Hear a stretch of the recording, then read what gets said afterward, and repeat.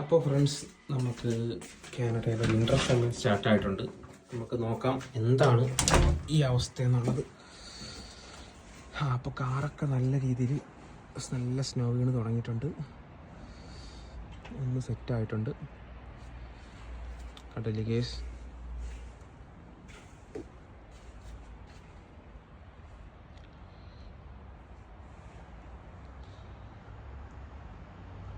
Hello guys, അപ്പോൾ winter സമയം ആരംഭിച്ചിരിക്കുകയാണ് കാനഡയിൽ.